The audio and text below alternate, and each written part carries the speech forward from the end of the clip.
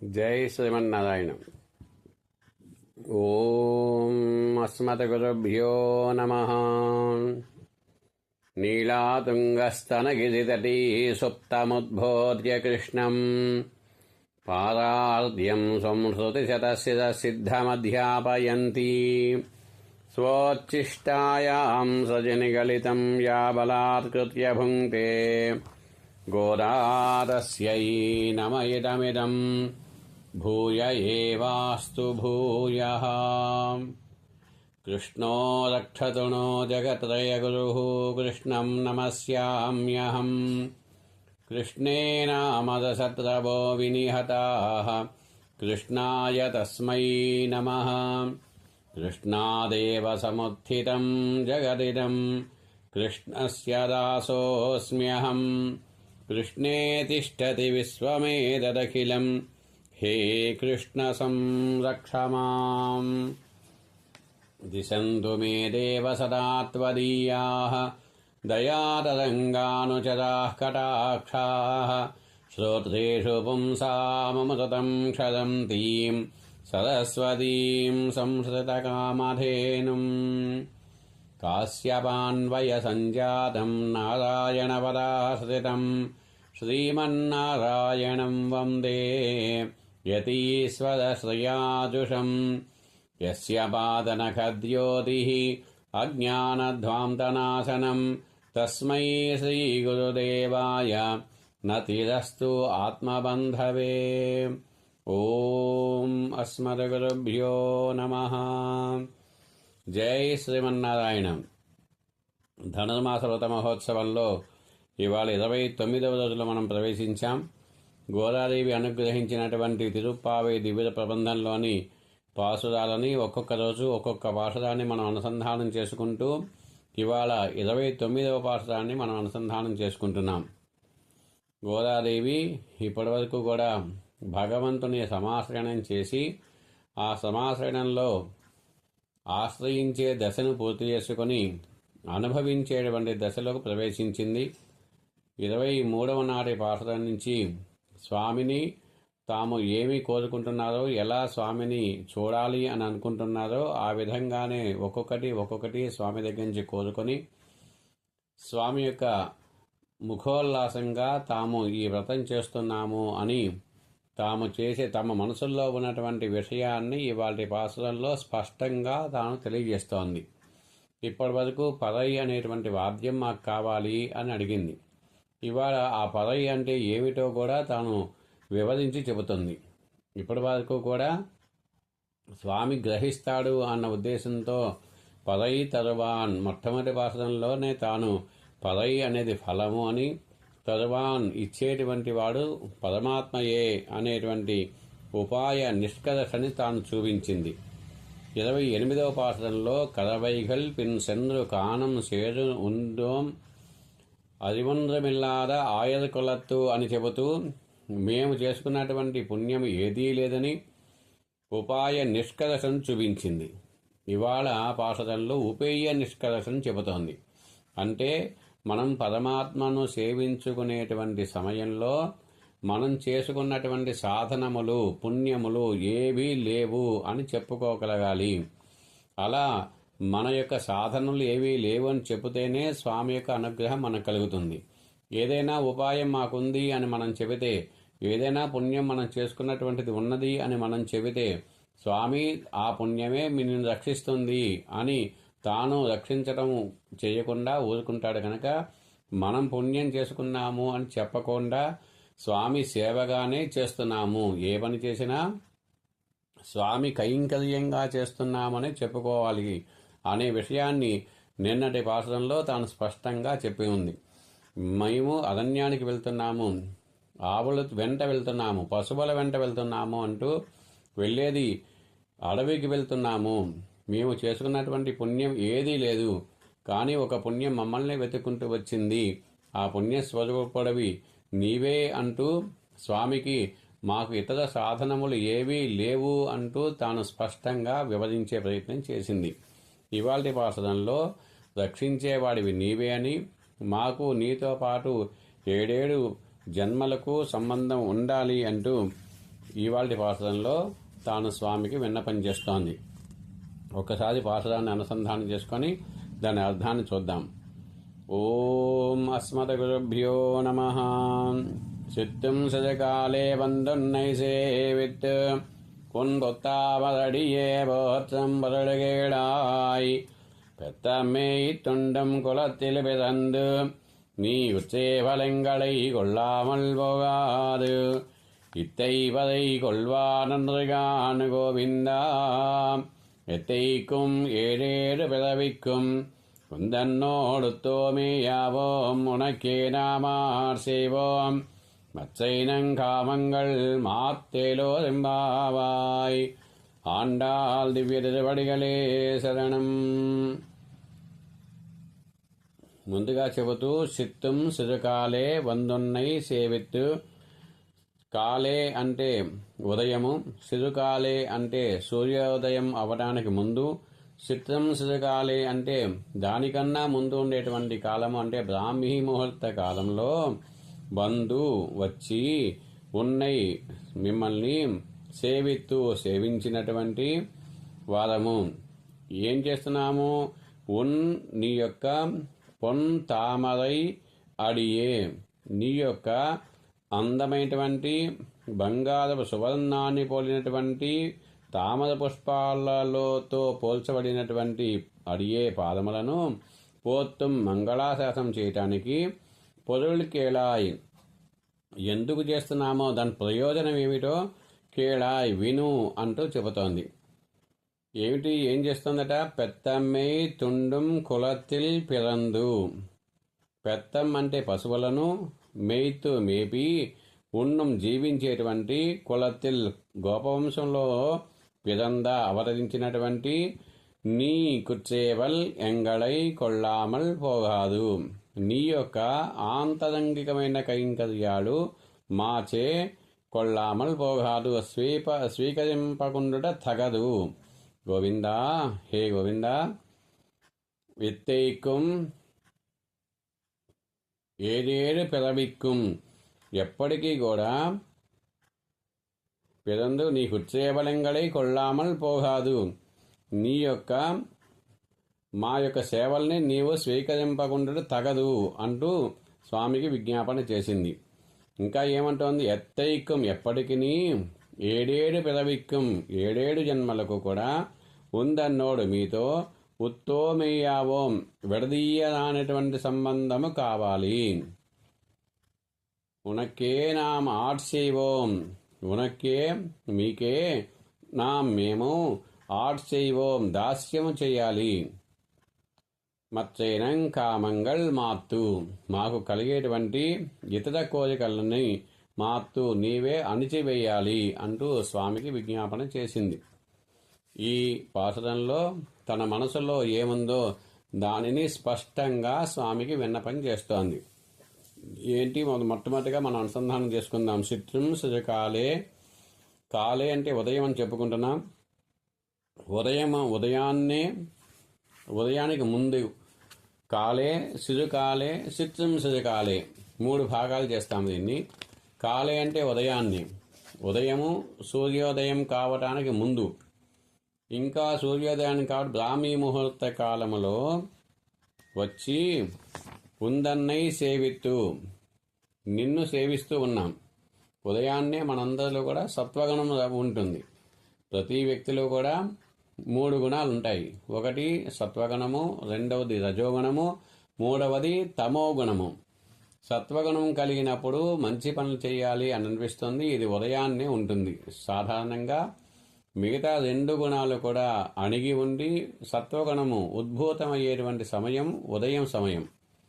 అలాగే మాధ్యాహ్నిక సమయంలో సత్వ తమో గుణాలు అణిగి ఉంటాయి, రజోగుణము ఉద్భూతమై ఉంటుంది. సాయం సమయం, రాత్రి సమయం అయిపోగానే సత్వము రజస్సు తగ్గి ఉంటాయి, తమో గుణం ఉద్భూతమై ఉంటుంది. సత్వగుణం ఉద్భూతమైన కాలంలో మనలో మంచి పనులు చేయాలని, దైవ కార్యక్రమాలు చేయాలి అని అనిపిస్తుంది. రజోగుణం ఉద్భూతమై ఉన్నప్పుడు మనము అనుభవించేది నేను అనుభవిస్తున్నాను, నేను తింటున్నాను, ఇది నా కోసము, ఇది నేను నాది అని అనిపిస్తుంది. తమో గుణం ఎక్కువగా ఉన్నప్పుడు హాయిగా నిద్రించాలి అని అనిపిస్తుంది. ఈ 3 గుణాలు మనలో ఒక్కొక్క సమయంలో ఒక్కొక్కటి ఉంటాయి. మేమంతా కూడా ఉదయాన్నే లేచి నీ సన్నిధానానికి వస్తున్నాము. సత్వగుణ సమృద్ధిగా ఉన్నటువంటి సమయంలో నీ సన్నిధికి వస్తున్నాము. వచ్చి ఏం చేయటానికి వస్తున్నాము? పొత్తామల్ అడియే పోర్చుం పొరుళ్. మేము నీ యొక్క పాద తిరువడిని సేవించుకునే కోసంగా మంగళ ఆశాసనం చేయటం కోసంగా వస్తున్నాము. నీ పాదాలకు మంగళాశాసనం చేయటమే మాకు పరమ ప్రయోజనం. అలాంటి ప్రయోజనాన్ని కాంక్షించి మేము ఉదయాన్నే లేచి మీ దగ్గరికి వచ్చాం. స్వామి యొక్క పాదములే సర్వలోక రక్షకములు. కనుకనే శ్రీ వెంకటేశ్వర స్వామి వారు కూడా తన చేతితో తన పాదాలను ఆశ్రయించమని శ్రీమన్నారాయణ చరణవు శరణం ప్రపద్యే అంటూ మనకు ఉపదేశం చేసినటువంటి మంత్ర అర్థాన్ని స్వామి చూపిస్తూ తన చేతితో పాదాలను ఆశ్రయించమని చూపించినట్టుగానే మేము కూడా నీ అందమైనటువంటి పొన్ తామరై సువర్ణాన్ని పోలినటువంటి తామర పుష్పాలను లాంటి నీ పాదాలను మంగళాశాసనం చేయటం కోసంగా వచ్చాము. స్వామి యొక్క పాదాలు ఎట్లా ఉంటాయో అందంగా వివరిస్తోంది. ఆ పాదాలు ఎట్లా ఉంటాయట అంటే సువర్ణాన్ని పోలి ఉంటాయి. అదే సమయంలో తామర పుష్పంలో ఉండేటువంటి మృదుత్వము ఉంది, సువర్ణాన్ని పోలినటువంటి గొప్పదనము ఉంది. కనుక సువర్ణం లాంటి కాఠిన్యం లేకుండా తామర పుష్పాలను పోలినటువంటి మృదుత్వం కలిగి ఉన్నటువంటి పాదములవి. అలాంటి పాదాలను మేము సేవించడం కోసంగా వస్తున్నాము. అలాంటి పాదాలని ఎందుకు పాడుతున్నాం? పొరుల్ కేళ, ఎందుకు మేము వచ్చి మంగళాశాసనం చేస్తున్నామో విను అంటోంది. భగవంతునికి కూడా వినమని చెబుతూ తాను అధ్యాపయంతి అయింది. సో అమ్మవారికి అధ్యాపయంతి అని పేరు. భట్టరవారు గోదాదేవిని స్తుతిస్తూ పాదార్ధ్యం స్వం శృతి శత శిర సిద్ధం అధ్యాపయంతి అని చెబుతారు. అధ్యాపయంతి అంటే ఒక అధ్యాపకురాలు. ఎట్లయితే పిల్లలకు అధ్యాపకురాలు పాఠాలు ఉపదేశం చేస్తుందో పరమాత్మకు కూడా వేదంలో, వేదాంతంలో, ఉపనిషత్తుల్లో ఉండేటువంటి విషయాన్ని తెలియజేస్తూ నువ్వు రక్షించేటువంటి వాడివి కనుక నిద్రించడం తగదు అని ఎట్లాగైతే ఉపదేశం చేసిందో అట్లాగా ఈ పాసనలో కూడా విను అని చెబుతోంది. అంతకుముందు పాసనలో కూడా మేము ఏం కావాలి, నీ వ్రతం చేయడానికి కావాల్సిన వస్తువులు కావాలంటే నీ వింటాను అంటే చెబుతాము, విను అంటూ ఆ పాసనలో కూడా చెప్పినట్టుగానే తాను స్వామిని వినమని చెబుతోంది. పొరుల్ కేళాయ్, ఎలాంటి వాడివి నువ్వు? పెత్తమ్మేయి తుండుం కులత్తిల్ పిరందు, నువ్వు పశువులను మేపి జీవించేటువంటి కులమునందు ఆవిర్భవించిన వాడివి. అందుకోసంగా మేము నీ దగ్గరికి వచ్చాం. నువ్వు ఎక్కడో వైకుంఠంలో ఉండేటువంటి స్వామివి అని నీ దగ్గరికి రాలేదు. నువ్వే ఎంతో శ్రమపడి ఈ లోకానికి వచ్చావు. అలా వచ్చినటువంటి స్వామివి కనుక నిన్ను మేము ఆశ్రయించాము. ఈ ఎట్లాంటి వాడివి నువ్వు? ఏ వంశం? ఈ వంశం ఎలాంటిది అంటే పశువులను మేపుకొని పొట్ట పోషించుకునేటువంటి వంశం ఇది. ఈ వంశమే గొప్పది అని దీనిని ఆశ్రయించడం కోసంగా నువ్వు ఇక్కడికి వచ్చావు. వైకుంఠనాథుడివి అని మేము నిన్ను ఆశ్రయించలేదు. ఎక్కడో పాలకడల్లో ఉండేటువంటి వ్యూహ స్వరూపుడిగా ఉన్నటువంటి స్వామివి అని మేము ఆశ్రయించలేదు. శ్రీరామచంద్రుడిలాగా ఈ లోకంలోకి విభవ స్వరూపాల్లో వచ్చినటువంటి స్వామిగా ఉన్నప్పుడు మిమ్మల్ని ఆశ్రయించలేదు. నీవుగా నీ అంతటా నీవు మా కోసం ఇక్కడికి వచ్చావు కనుక అలాంటి స్వామిని మేము ఆశ్రయించటం కోసం వచ్చాము. అలాంటి స్వామివి కనుకనే నీతో పాటు నీకు సేవల్ ఎంగళై కొళ్ళామల్ పోగాదు, నీతో పాటు నీ ఆంతరంగికమైనటువంటి కైంకర్యాలు అన్నీ కూడా మేమే చేస్తాం. ఆ కైంకర్యాలు స్వీకరించకుండా ఉంటాను అనడం తగదు, మమ్మల్ని పరిగ్రహించక తప్పదు అంటూ గోదాదేవి స్పష్టంగా స్వామికి నీ యొక్క అన్ని సేవలను కూడా మేమే చేస్తాం. బాహ్యంగా చేసే సేవలు కానీ, ఆంతరంగికంగా చేసే సేవలు కానీ, అన్ని సేవలు కూడా లక్ష్మణస్వామి ఎట్లయితే రామచంద్రుడికి జాగత స్వపటశ్చామి అహం సర్వం కరిష్యామి అని చెప్పుకున్నాడో అలాగే గోపికలుగా మేము కూడా నీకు ఎప్పుడు ఏ వస్తువులు కావాలన్నా, ఎలాంటి సేవ కావాలన్నా అన్ని సేవలను కూడా, ఆంతరంగిక సేవలను కూడా మమ్మల్ని ఉపయోగించుకోక తప్పదు నీకు అంటూ తమ మనసుల్లో ఏది కోరుకుంటున్నారో దానిని ఇవాళ స్పష్టంగా ఆవిష్కరించింది గోదాదేవి. స్వామితో పాటే ఉంటూ సర్వవిధ కైంకర్యాలు తాను చెయ్యాలి అని కోరుకుంటోంది. ఇంకా ఏం చెబుతోంది అంటే, ఇత్తై పదై కొల్వాన్ నృగాన్ గోవిందా, నీతో పాటు ఈ ఇత్తై పదై అనేటువంటి వాద్యాన్ని కొల్వాన్ నృగాన్ మీ పుచ్చుకునేటువంటి వాళ్ళం కాదు గోవిందా అంటూ చెబుతోంది. ఇప్పటి వరకు పాఠశాలలో పదై తెరవాన్ పదై అనే వాద్యాన్ని ఇస్తే పుచ్చుకుంటాము అంటూనే మొట్టమొదటి పాఠశాల నుంచి చివరి పాఠశాల దాకా తాను పాడుతూనే ఉంది. కానీ ఇవాళ పాఠశాలలో తాను ఏం చెబుతోంది, సాధారణంగా నువ్వు ఇచ్చేటువంటి పదవి అనేది కాదు. పదవి అంటే ఏమిటి వీళ్ళ ఉద్దేశంలో? భగవంతుని యొక్క కైంకర్యము, భగవంతుని యొక్క సేవనే వాళ్ళకి కావాలి. గ్రామస్తులకి గోపాలందరికీ కూడా పదవి అంటే వాళ్ళు పదవి కోసం వీళ్ళని పంపించారు కనుక వ్రతం చేయమని వాళ్ళ కోసంగా పదవి అనేటువంటి వాద్యము అడిగాము తప్ప మా కోసంగా మా మనసులో ఉన్నటువంటిది నీవిచ్చేటువంటి ఈ పదవి కోసం ఇక్కడ రాలేదయ్యా. నిన్నే సేవ చేసుకోవటం కోసంగా, నీ కైంకర్యం చేసుకోవటం కోసంగానే వచ్చాము అంటూ అలాంటి గోవిందా అంటూ పిలిచింది. నిన్నటి భాషల్లో కూడా కూడాదై వెల్లం సీర్ గోవిందా అంటూ పాడింది. ఇవాళ భాషల్లో కూడా ఇత్తై పదై కొల్వా నందగాను గోవిందా అంటూ పిలుస్తోంది. అలా స్వామి ఎలాంటి వాడు అంటే ఆయన స్వభావం, గోవిందత్వము అనేది ఆయన స్వభావం. ఈ పశువుల కాపరితనము, ఈ స్వభావం కూడా ప్రాప్యాన్ని తెలియజేస్తోంది. నీ జన్మ కూడా మర్చిపోయేటట్లుగా గోవిందా అని అధిక్షేపించారు. పశువులను మేపి బతికడి కులమున జన్మించిన గోవిందా అని అంటున్నారు. శ్రీకృష్ణుడు తన సహజ ధూర్తము చేత గోవింద శబ్దానికి కల ఇతరులను భావించి తనను కాదని ఊరకుండా ఉంటాడేమో అని ఈ గోవింద శబ్దాన్ని చెబుతూ ఉన్నారు. గోవు అంటే భూమి అనే ఒక అర్థం ఉంది. వరాహావతారమున భూమినెత్తినటువంటి వాడవుట చేత గోవింద శబ్దము వరాహమూర్తిని తెలియజేస్తోంది. అలాగే గోవు అంటే భూమి తనదని భావించినటువంటి బలి నుండి దానాన్ని పొందినటువంటి వామనుని కూడా గోవిందా అనే శబ్దంతో పిలవచ్చు. అలాంటి వాడి దగ్గరికి మేము రాలేదు. మేము ఎక్కడికి వచ్చాము? ఈ లోకంలోకి నీవు ఆవిర్భవించావు, అలాంటి స్వామి కోసంగా మేము వచ్చాము. పెత్తం మేయి తుండుం కులత్తిల్ పిదందు. నీవు వచ్చింది ఎక్కడికి అంటే పశువులను మేపుకునేటువంటి కులములో నీవు ఆవిర్భవించావు కనుక అలాంటి స్వామిగా మిమ్మల్ని ఆశ్రయించడం కోసం మేము వచ్చాము. మీకు అన్ని సేవలు మేమే సమర్పించాలి. ఎప్పటికీ ఎత్తైకుం ఏ నాటికైనా ఏడేడు పెదవిక్కుం 7 జన్మలకి కూడా ఉందన్నోడు నీతో పాటు ఉచ్చోమీయావోం మాకు బంధుత్వం కావాలి. ఉనక్కేనాం ఆడ్సేవోం నీకే మేము దాస్యము చేయాలి అంటూ ఇది ప్రధానమైనటువంటి మాట. గోదాదేవి చెప్పినటువంటి మాటల్లో 7 జన్మలు లేకుండా పరమపదాన్ని కోరుకోవటం లేదు. మామూలుగా ఋషులు మునులు అంతా కూడా మేము పరమపదాన్ని చేరుకోవాలి, మాకు మోక్షం కావాలి అని అంటాం. కానీ గోదాదేవి ఏం చెబుతోంది? తాను స్వామికి సేవలు చేయాలి. స్వామి ఎక్కడ ఉంటే తాను అక్కడ ఉండాలి. ఇది మనం కోరుకోవాలి. స్వామి యొక్క సేవ, లక్ష్మణస్వామి ఎట్లా అయితే నిరంతరము స్వామి ఎక్కడ ఉన్నా కూడా ఆయనకి సర్వవిధ కైంకర్యాలు చేసుకున్నాడో అలాగే గోదాదేవి కూడా గోపికలతో పాటు కలిసి స్వామికి నిరంతరము వారికి సేవ చేసుకోవాలి. సేవ లేకుండా ఉండేటువంటి మోక్షాన్ని తాను కోరటం లేదు.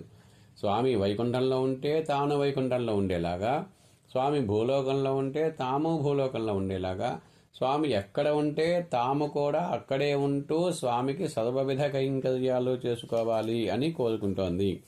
అలాగా తన మనసులో ఉన్నటువంటి కోరికను ఈరోజు ఆవిష్కరించింది గోదాదేవి. ఇది మనందరి చేత కూడా అర్థింపబడాలి. ధర్మ అర్థ కామ మోక్షములు పురుషుని చేత అర్థింపబడేవి. మోక్షము అనేది పరమ ప్రాప్యము. ఈ మోక్షానికి మిగతా ధర్మ అర్థ కామములు అనేవి తోడ్పడాలి. ధర్మము మోక్షానికి అనుకూలంగా ఉండాలి. అర్థము మోక్షానికి సాధనంగా ఉండాలి. కామము మోక్షాన్ని పొందటానికి వీలుగా ఉండాలి. ఇట్లా ఈ మూడు కూడా మోక్షానికి ముందుగా ఉంటూ మోక్షాన్ని లభింపజేసేలా ఉండాలి. అందుకోసం అలాంటి నీ సేవ నువ్వు ఎక్కడ ఉంటే అక్కడే మేము ఉండి నీకు సేవ చేసుకోవాలి అంటూ చెబుతోంది. అలా లక్ష్మణస్వామి ఎట్లయితే సేవ చేసుకున్నాడో మేము కూడా నీకు అలాంటి సేవలు అందించాలి. మత్సైనం కామంగల్ మాత్తు, మాకు ఇతరమైనటువంటి కోరికలు ఏమైనా కలిగితే వాటిని నీవే తొలగించు అంటూ స్వామిని ప్రార్థన చేసింది గోదాదేవి. ఇట్లాగా మనం కోరుకునేటువంటి విషయం ఏదైతే ఉందో దాన్ని స్పష్టంగా ఆవిష్కరించింది ఇవాళ పాసురంలో. ఇది చాలా ప్రధానమైనటువంటి పాసురంగా చెబుతారు. ఇది గోదాదేవి తన మనసులో ఉన్నటువంటి కోరికను స్వామి ముందు ఆవిష్కరించింది. ఇంతకుముందు అంతా తాను చెప్పింది ఒక పైకి ఒక అర్థంగా కనిపిస్తోంది, లోపల తాను ఈ కోరికతో చేసినట్టుగా కనిపిస్తోంది. ఇవాళ పాఠంలో అవన్నీ విడిచిపెట్టేసింది. తన మనసులో ఏదైతే ఏ కోరిక అయితే ఉందో ఆ కోరికను స్వామి ముందు ఆవిష్కారం చేసింది. అలాగా ఇది అష్టాక్షరీ మహామంత్రం కూడా అర్థంగా చెప్పబడుతోంది. భగవంతుడికి సర్వవిధ కైంకర్యాలు చేయటాన్ని మనకు అష్టాక్షరీ మహామంత్రం చెబుతుంది. అలాగే గోవిందా నీకు అని అనటం వల్ల ఈ జగత్కారణమైనటువంటి స్వామికి, జగద్రక్షకుడు అయినటువంటి ఆ పరమాత్మకు అని అకారం ఎట్లయితే చెబుతోందో అలాంటి అర్థమే ఇక్కడ గోవిందా నీకే అని చెబుతోంది. ఏ అనేటువంటి ఆకారం చేత ప్రణవంలో ఉన్నటువంటి ఉకారము చెప్పేటువంటి అర్థం సూచించబడుతోంది. అంటే వేరొకరికి కానీ తనకు కానీ చెందకుండా పరమాత్మకే చెందినవాడిని అని ఉకారం సూచిస్తోంది. మేము అనేటువంటి ప్రణవంలోని మకారం యొక్క అర్థము జీవ సమూహంతో సూచించబడుతోంది. కనుక నీకు అంటే ఇది ప్రణవం యొక్క అర్థము. నీతో సర్వవిధ బంధుత్వాలు కలిగిన వాళ్ళం అవ్వాలి అనేది నారాయణ శబ్దంతో సూచించబడుతోంది. పరమాత్మతో గల అవిభాజ్యమైనటువంటి సంబంధము తమకు పరమాత్మతో కలదు అని చెప్పడమే నారాయణ పదం యొక్క అర్థం. ఎప్పటికీ 7 జన్మలకు అనేటువంటి మాటతో వాచికంగా, కాయకంగా, మానసికంగా చేసేటువంటి సర్వ వ్యాపారాలు కూడా సర్వదేశంలో, సర్వకాలంలో, సర్వ అవస్థల యందు కూడా పరమాత్మకే చెందాలి అని చెప్పేటువంటి అయ అనేటువంటి నారాయణాయ అని చెప్పేటువంటి పదం ద్వారా మనకు తెలియజేయబడుతోంది. ఇట్లాగా తాను అష్టాక్షరీ మహామంత్రము మూలమంత్రంతో ప్రతిపాదింపబడేటువంటి దాన్ని ఈ పాఠంలో మనకు అందించింది అని మన పెద్దవాళ్ళు అనుగ్రహించి ఉన్నారు. కనుక గోదాదేవి ఇలాగా తన మనసులో ఉన్నటువంటి వాస్తవాన్ని స్వామి ముందు ఆవిష్కరించింది. ఇక్కడ వరకు తిరుపావైలోని భాగం పూర్తి అయింది అని చెబుతారు. తెల్లవారి ఉదయాన్నే స్వామి విష్ణుతుల వారికి స్వప్నంలో కనిపించి ఇట్లా 30 రోజుల పాటు వ్రతం చేసిన గోదాదేవిని తాను వివాహమాడతాను, అమ్మాయిని నవవధువుగా అలంకరించుకొని తీసుకురండి, శ్రీరంగ క్షేత్రానికి తీసుకురండి అని చెబుతారు. అట్లాగా విష్ణుతుల వారు పాండ్యదేశపు రాజు అయినటువంటి వల్లభరాయల సహాయంతో అమ్మాయిని గ్రామస్తులంతా కలిసి నవవధువుగా అలంకరించుకొని శ్రీరంగ క్షేత్రానికి తీసుకుని వెళ్తారు. అక్కడ అంతా చూస్తూ ఉండగానే ఆలయాన్ని సమీపించిన తర్వాత గోదాదేవి స్వామి యొక్క మూల విగ్రహానికి ప్రదక్షిణం చేస్తూ స్వామి యొక్క మూల తిరువడిలో లీనమైంది అని చెబుతారు.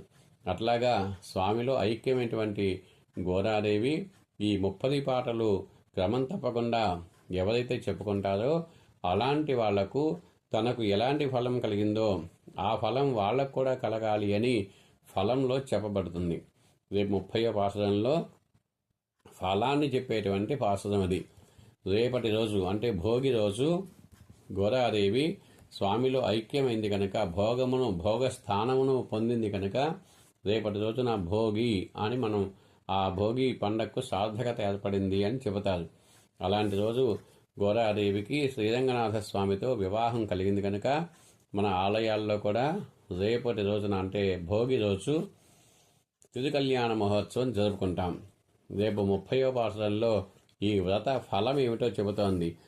ఎలాంటి ఫలం కలుగుతుంది అంటే గోదాదేవి రాసినటువంటి ఈ 30 పాటల్ని కూడా క్రమం తప్పకుండా తమిళ భాషను తను రాసింది కనుక అదే భాషలో మనం కూడా నిత్యము అనుసంధానం చేసుకుంటే చాలు. గోదాదేవి ఏ ఫలాన్నైతే పొందిందో అలాంటి ఫలము మనం కూడా పొందుతాము అని రేపటి భాషల్లో చెబుతుంది. అది రేపు తిరుకల్యాణ మహోత్సవ సందర్భంలో మనం కూడా అనుసంధానం చేసుకొని ఆ ఫలాన్ని గ్రహిద్దాం. జై శ్రీమన్నారాయణ.